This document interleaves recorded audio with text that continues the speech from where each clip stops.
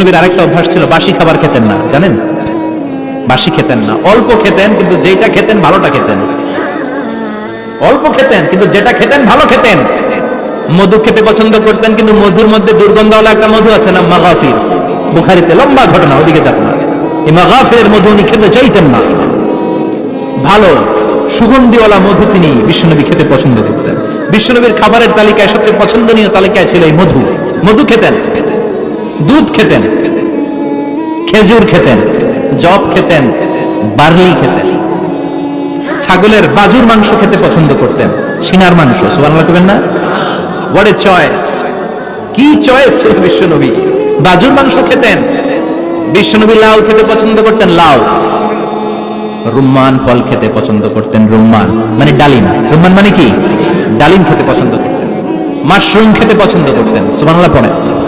মাশরুমের soup পাওয়া যায় না রেস্টুরেন্টে? বিশ্বনবী বলতেন, আল কামআতু মিনাল মান্নি ওয়া মাউহা শিফাউন লিল আইন। এই কামআহ মানে মাশরুম, ব্যাঙের ছাতা, এটা হলো মান্না সালোয়ার মতো দামি খাবার। আর এই মাশরুমের স্যুপ চোখের জন্য মহৌষধ। যাদের রাতকানা দিনকানা আছে, মাশরুমের স্যুপ খান, চোখ ভালো করে দিবে কে? এজন্য বিশ্বনবী যেগুলো খেত এগুলো খাওয়ার দরকার আছে না নাই? বিশ্বনবীর যে সুন্দর চরিত্র ছিল, আচরণ ছিল, এগুলো পালনের দরকার আছে না নাই? তাহলে বিশ্বনবীর তিনটা কথা বলবো বলেছিলাম। প্রথম কথা ছিল দেখতে কেমন ছিল। অনেক কথা, এত বলা যাবে না, সংক্ষেপে বললাম যে বিশ্বনবীর আচরণ কেমন ছিল। এখন শুনবো, শেষ কথা বলে যাই, বিশ্বনবীর ইন্টেলেকচুয়াল পাওয়ার কেমন ছিল, ওনার বুদ্ধিমত্তা কেমন ছিল। Our beloved prophet Muhammad, the last messenger, was a very good mediator. বিশ্বনবী ভালো মিডিয়েটর ছিলেন। বিশ্বনবী ভালো মধ্যস্থতাকারী ছিলেন। ঝগড়া লাগলে মিলাই দিতে পারতেন, চমৎকার। সুবহানাল্লাহ। বাড়িতে দেয়া জিমায় পড়ছেন? কষ্ট হচ্ছে?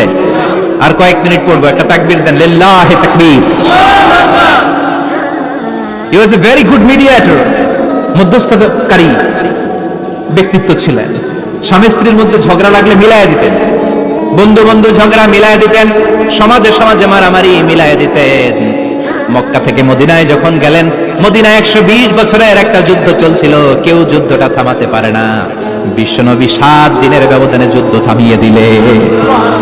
Intellectual capacity, very good mediator. এজন্য বিশ্বনবীর উম্মত যারা, তাদের অভ্যাস হবে ঝগড়া লাগায় দেওয়া যাবে না, মিলাই দিতে হবে, ঠিক কিনা? আমরা যদি ঝগড়া দেখি দূর থেকে আরো লাগায় দিতে চাই, আছে না নাই? কোম্পানিগঞ্জ বাজারে ঝগড়া, লাগুক আরো লাগুক, ধরবি না, থামাবি না। দূর থেকে মজা দেখি, মজাই লাগে, এরকম ডাকাইতে আছে না নাই? আগুন লাগলে পানি দিয়ে নেবায়, অনেকে তেল ঢালে, আছে না নাই? কি করবেন? মিলিয়ে দিবেন। আপনার মর্যাদা বাড়িয়ে দিবে কে?